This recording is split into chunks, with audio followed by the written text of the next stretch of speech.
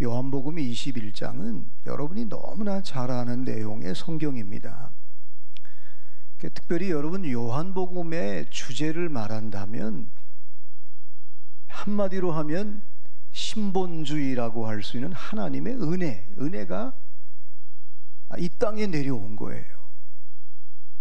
당시 유대교와 모든 전 세계 이제 인본주의, 소위 말해서 인본주의와 신본주의가 이게 요한복음의 핵심이에요. 마지막으로 예수님이 21장에 찾아오시거든요. 배반하고 심지어는 예수님을 저주하고 도망갔던 베드로에게 찾아오시는 예수님. 찾아왔는데 이 인본주의에 매여 있는 주님을 떠나는 베드로는 빈 그물이에요. 아무것도 없는 거예요. 옛날에 신영균 목사님은 이 본문을 가지고 요한복음 21장을 가지고 개털됐네, 아무것도, 소명을 떠난 사람, 사명을 집어던진 사람의 아주 비참한 모습, 빈 그물, 허상본지에 자기를 둔 거예요. 대개 여러분 빈 깡통이 소리가 많이 나듯이 자기 인생을, 사명을 던지고 환경과 시대가 어려우니까 사명을 던지고 떠난 사람의 마지막 모습은 굉장히 빈 그물, 아무리 노력해도 하나도 건지지 못하는 그런 사람의 특징은 요한복음이 마지막 결론을 내리는데 그게 뭐냐면요, 다시 사명을 주러 온 예수님께 사랑으로 은혜로 다시 회복시키려고 하는데 쟤는요 그러잖아요. 요한은요, 쟤는 어떻게 될 거예요? 남의 관심이 많아요. 사명을 떠난 사람, 은혜를 떠난 사람의 특징은 아무것도 없는 거예요. 빈 그물이에요. 밤새도록 그물을 던졌는데 한 마리도 잡지 못했어요. 그래서 사명과 하나님의 부르심을 떠난 사람의 특징은 쟤는요 하면서 자기가 최상급인데 비교급을 가지고 사는 거예요. 자꾸 남하고 비교하는 거예요.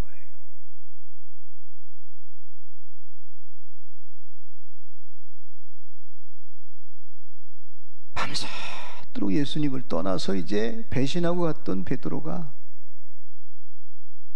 그물을 내렸는데 한 마리도 못 잡았어요. 예수님이 찾아오셔서 그래 고기 많이 잡았냐? 한 마리도 못 잡았습니다.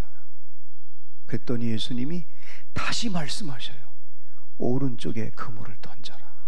그랬더니 이 그물이 찢어지도록 성경은 기록하고 있어요. 153마리가 잡힌 거예요.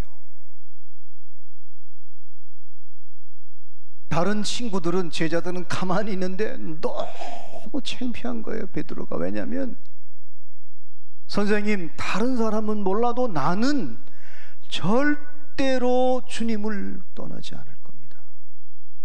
여러분, 큰 소리 친 사람이 실수하고 실패하면요 도망가고 싶고 그 자리에 있고 싶지 않은 거예요.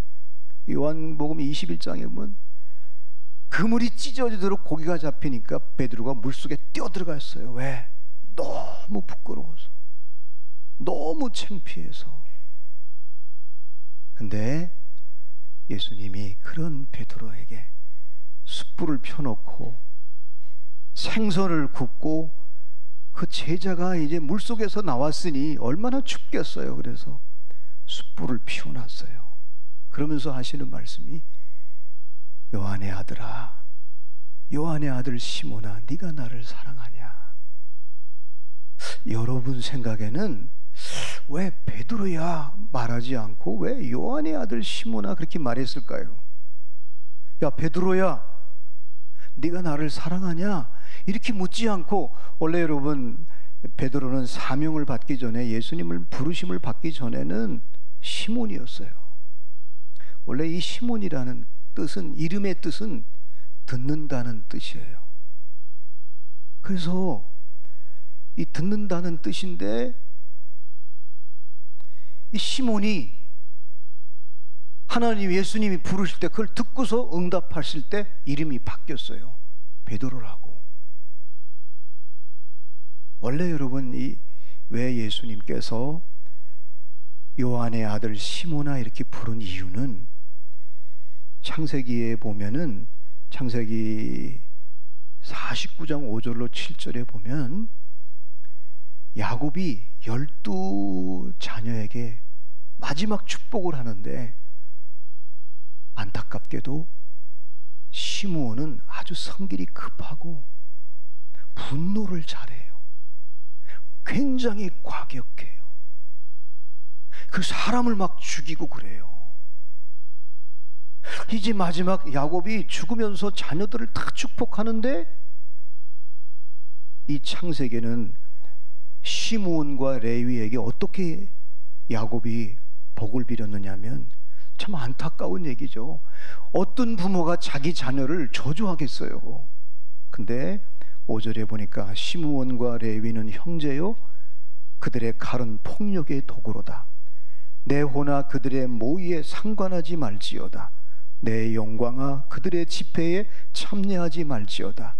그들은 그들의 분노대로 사람을 죽이고 그들의 혈기대로 소의 발목 힘줄을 끊었음이로다. 그 노여움이 혹독하니 저주를 받을 것이요 분기가 맹렬하니 저주를 받을 것이라. 내가 그들을 야곱 중에서 나누며 이스라엘 중에서 흩으리로다.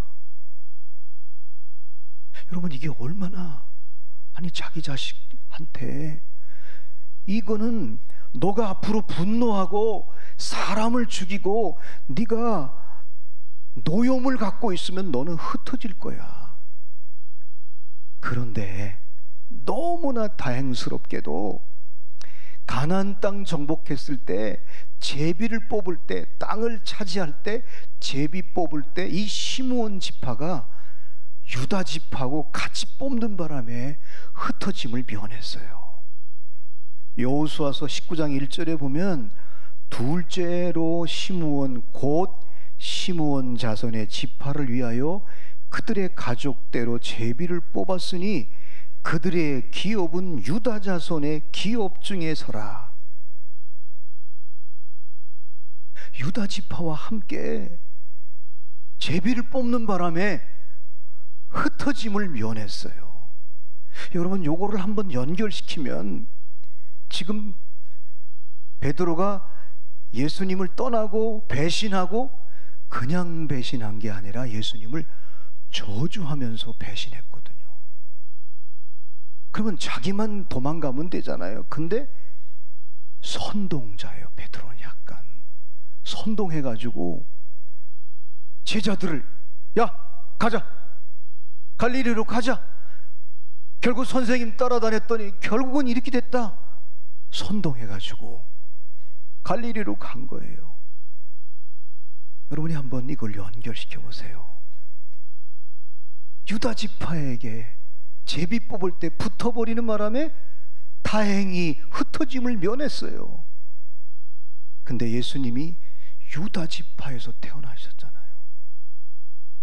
근데 그 유다 지파에 태어난 예수님이 베드로를 그 실수하고 흩어져서 선동하면서 옛날로 돌아간 베드로에게 찾아오셔서, 요한의 아들 시몬아, 네가 나를 사랑하냐? 3번을 물어요. 왜냐하면 3번 부인했기 때문에. 숯불을 왜 피웠을까요? 원래 대제사장 가야바의 집에서 3번 부인할 때, 저주하며 배신할 때, 그때 신문 받고 재판 받을 때 예수님의 눈이 마주쳤거든요. 근데 그거를 생각하면서 예수님이 지금 불을 피우면서 베드로에게 묻는 거예요.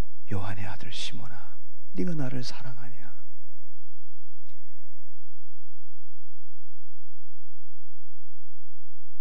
사실은 베드로가 예수님께서 제자를 부르실 때 응답했거든요. 그러니까 시몬이라는 말은 듣는다는 말 뜻이에요. 그러니까 어쩌면 저와 여러분, 이 시대의 모든 인본주의로 살아가는 예수님을 모르는 모든 사람들이 주님의 음성을 듣고 응답하면, 부름받으면, 응답하면 반드시 두 번째 주는 게 있어요. 제자 훈련에서는 꼭 수료식 할 때 어느 제자 훈련도 또 그 얘기를 해요. 하나님은 우리를 부르셨다고, 콜링, 부름받은 자가 응답을 하면 반드시 두 번째 주님이 하시는 일이 있는데, 기빙, 권능을 주신다는 거예요.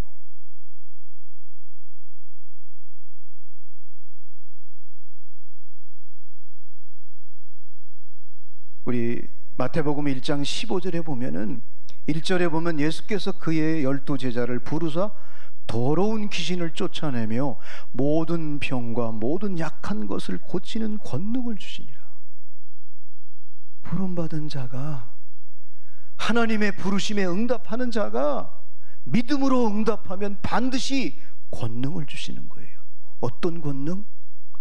어둠의 영을, 마귀와 귀신을 내쫓을 수 있고 특별히 병든 자를 고칠 수 있는 능력을 주신다는 거예요.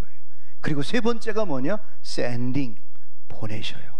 그래서 마태복음 10장 5절에 보면 예수께서 이 12를 내보내시며, 보내셔요. 그래서 여러분이 베드로가 첫 번째 부름받고 권능을 주셨어요. 근데 지금은 안타깝게도 그 소명을, 부르심을 버려버렸어요. 여러분, 부르심의 소명, 사명을 버리면 나중에 끝자리가 어떻게 되느냐면 빈 그물이 되는 거예요. 인생이 허상번지에 있는 거예요. 옛날 어른들은 이거를 원색적으로 우리한테 가르쳐 줄 때 개털이 됐다는 거예요. 저와 여러분이 1년 동안 하나님의 순간순간 우리를 불렀을 거예요. 김집사야, 이것 좀 했으면 좋겠다. 오늘 또 김집사들 열받으면 안 돼요. 예를 들은 거예요.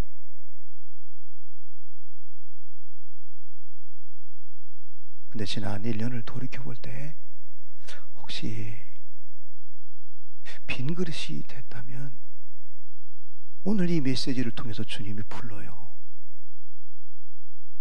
누구를? 시몬을 부르는 거예요.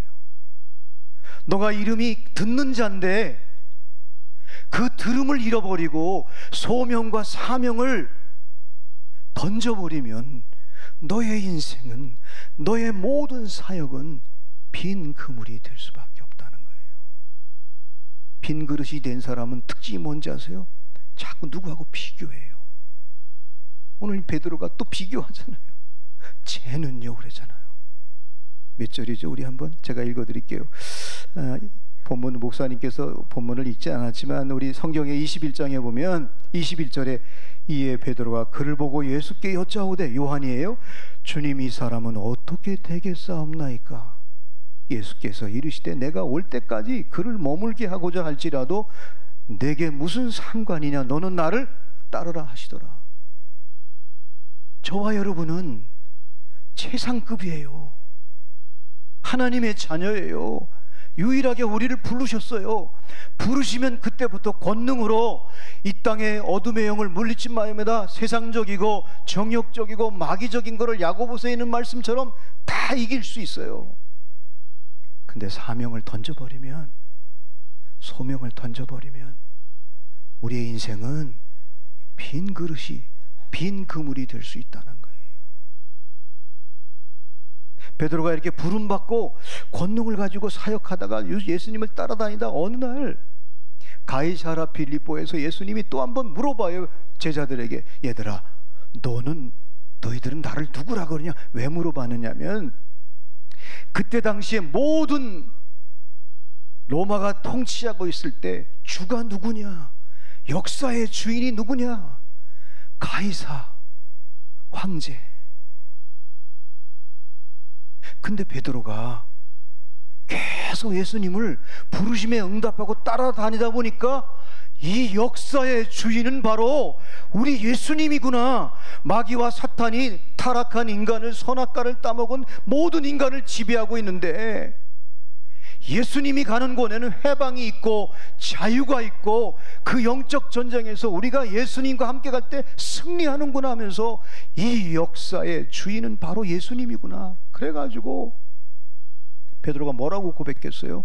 주는 그리스도이시요 살아계신 하나님의 아들이다. 그랬더니 바요나 시몬아 네가 복되도다. 그때 이름을 확 바꿔버려요. 너는 피터 베드로다. 네 고백 위에 내가 교회를 세우겠다. 근데 안타깝게도 베드로가 이렇게 부름받았죠. 권능을 받았잖아요. 두 번째, 주는 그리스도이시요 살아계신 하나님의 아들입니다. 우리가 매일 신앙 고백, 사도신경 고백한 저와 여러분에게는 뭐를 줘요? 베드로에게 주었던 천국 열쇠. 땅에서 매면 하늘에서도 매이고 땅에서 풀면 하늘에서도 풀린다고 그랬는데 오늘 이 장로님이 그렇게 기도했듯이 보세요. 우리에게 천국 열쇠를 줬어요. 근데 부르심에, 소명에, 사명에 이 권능을 던져버리고 천국 열쇠를 집어던지고 옛날 사람 시몬으로 돌아가면 빈 그물이 되고 마는 거예요. 우리 인생에는 아무것도 남는 게 없는 거예요. 허상번지, 빈 털털이.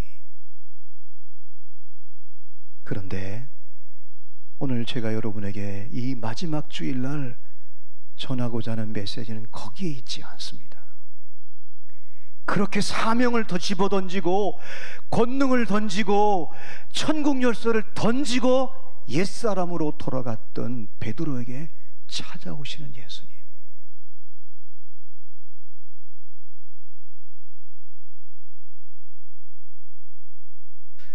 2011년도에 그 LA에 있는, 캘리포니아에 있는 유명한 수정교회 로버트 슐러 목사님 교회가 천주교로 팔렸어요. 5,500만 불에 아주 헐값에 팔렸어요. 저도 2번 가봤는데 진짜 그 교회는 기가 막혀요. 근데 교회가 팔렸어요. 한 기자가 로버트 슐러 목사님에게 그런 얘기를 했대요. 당신이 책을 40여 권 썼는데 내가 계속 추적을 해보니까 당신의 책 속에는 천국과 지옥이라는 말이 한 번도 없더라. 그러면서 당신은 인본주의자다. 그래서 이 교회가 팔리게 된 거다.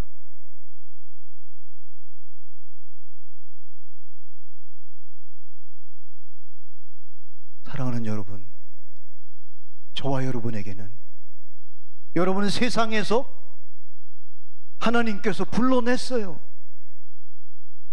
불러낸 자, 부름받은 자에게는 반드시 권능을 주신 줄로 믿습니다. 그리고 주님이 나의 주가 되신다고 고백하고, 우리가 사도신경으로 매주 예배드릴 때마다 주님을 고백하고 성부, 성자, 성령 하나님을 고백한 자에게는 천국 열쇠, 인생의 마스터카드를 우리가 갖고 있는 거예요. 근데 만약에 그 권능을 집어던지고 이 마스터카드를 집어던지면 그때부터 저와 여러분이 하는 모든 일은 빈 그물이 되고 마는 거예요. 그리고 끊임없이 남하고 비교하게 되는 거예요. 베드로가 마지막에 쟤는요. 옛날에 제가 부목사 때 이 설교 본문을 가지고 니나 잘해라 그걸로 한번 설교했다가 저도 은혜 받고 또 같이 은혜 받고, 한편에서는 설교 제목이 좀 그렇네요. 그래서 어쨌든 제가 그때 내린 결론은 우린 자꾸 이렇게 사명의 자리, 소명의 자리, 나의 인생의 주가 되시는 로드십이 딱 그걸 버리면 그때부터 자꾸 누구를 비교해요. 그런데 그런 베드로에게 찾아오셔서 예수님이 네가 나를 사랑하니, 이 말은요 베드로를 책망하는 게 아니에요. 너는 떠나고, 너는 사명도 버리고, 내가 준 권능도 버리고, 천국 열쇠 인생의 마스터카드를 버리고 네가 옛사람으로 돌아갈지라도 나는 너를 포기하지 않는다는 거예요. 나는 너를 포기하지 않는다는 거예요. 나는 너를 끝까지 사랑해서 네 소명을 회복하고 너의 빈 그물에 153마리가 잡히도록 내가 너를 다시 회복시킨다는 거예요.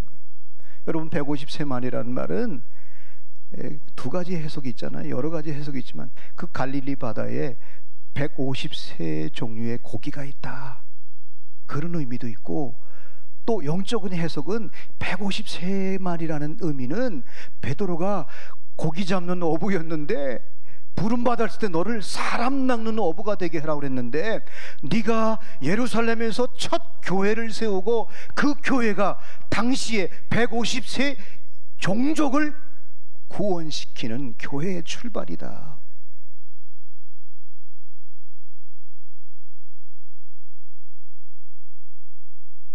오늘 주님이 Do you love me? 네가 나를 사랑하느냐? 이 질문은 나는 너를 절대 포기하지 않아. 다 회복시킬 거야. 나는 너를, 네가 3번 나를 저주하고 부인했지만 나는 끝까지 너를 사랑할 거야. 그 증거가 뭡니까? 주님의 양을 먹이라, 내 양을 치라, 내 양을 먹이라고 하시는 거는 배신자이가 어떻게 그걸 맡겨요? 근데 맡기잖아요. 이 말은 뭐예요? 너 지금부터 내가 다 회복시킬 거야. 다 완벽하게. 네 사명도, 너가 앞으로 늙어서 젊어서는 네가 네 기분대로, 네 마음대로 네가 띠뛰고 다녔지만은 네가 늙어서는 네가 원치 않는 곳으로 갈 거야. 걱정하지 마. 그러나 내가 너와 함께 할 거야. 그리고 베드로는 선동가예요. 선동가. 제자들 다 끌고 다니잖아요. 사랑하는 여러분, 여기서 우리는 중요한 메시지를 하나 잊지 말고 오늘 2018년 마지막 주일에 꼭 기억할 것은, 복음은 과거를 묻지 않습니다. 현재, 지금, 네가 비록 배신하고 나를 저주하고 도망갔지만은 나는 지금도 너를 사랑한다는 거예요. 사랑하는 여러분, 혹시 저와 여러분 가운데 부르심을 떠났습니까? 소명의 자리를 떠났습니까? 기도의 자리를, 말씀의 자리를, 내게 주신 이 직분의 자리를 혹시 떠났을지라도, 그래서 아무것도 지난 한 해 동안 빈 그릇, 빈 그물이 되었을지라도 오늘 주님은 말씀하십니다. 내가 너를 사랑한다. 너의 인본주의를 내가 빛으로, 말씀으로 다시 오른쪽에 그물을 내려라 말씀할 때 다시 기회를 주는 거예요. 이게 바로 여러분 복음의 능력이에요. 할렐루야. 그리고 여러분, 절대 교회에서 자꾸 나를 다른 사람하고 비교하지 마세요. 하나님은요 좀 고집쟁이 같아요. 그죠? 고집 센 사람을 왕고집이라고 그러더라고요. 그죠? 어떤 분은 또 시골에서는 황소고집이라고 그러는데, 저는 이거를 좀 이렇게 말하고 싶어요. 우리 하나님의 고집은 영원한 고집이다. 한 번 택한 자녀를 끝까지 사랑하시는 거예요. 그래서 우리 장로교의 창시자인 요한 칼빈은 뭐라고 그랬냐면, 마지막 신앙의 결론이 뭐냐? 성도의 견인. 한 번 택한 자는 때려서라도 아니면 뒤집어 엎더라도 끝까지 끌고 간다는 거예요. 견인이 뭐예요? 끌고 가는 거예요. 그래서 시편 139편 8절에 보면 내가 하늘에 올라갈지라도 거기 계시며 음부에 내 자리를 펼지라도 거기 계시니이다. 이게 하나님의 고집이에요.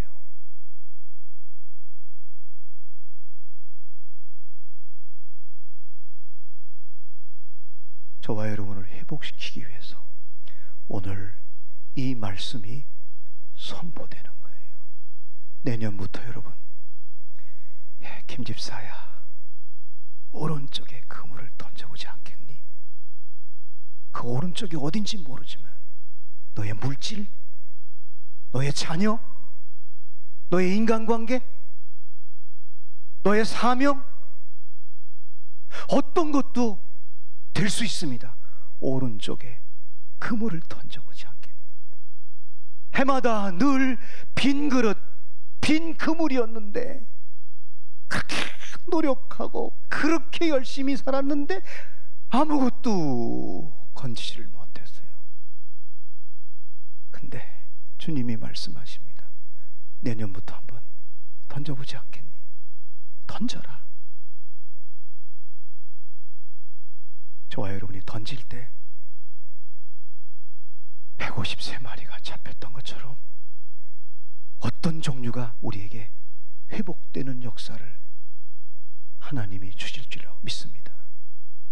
이게 바로 복음입니다. 복음은 지금을 묻습니다. 여러분, 한 해를 지나면서 내가 내년부터 이렇게 살면 안 되겠구나. 그게 여러분 하나님을 사랑하고 있기 때문에 그래요. 우리 주님은 언제나 사랑으로 우리를, 변함없는 사랑으로 말씀하십니다. 네가 나를 사랑하느냐? 내 양을 먹이라. 내 양을 치라. 내 양을 먹이라.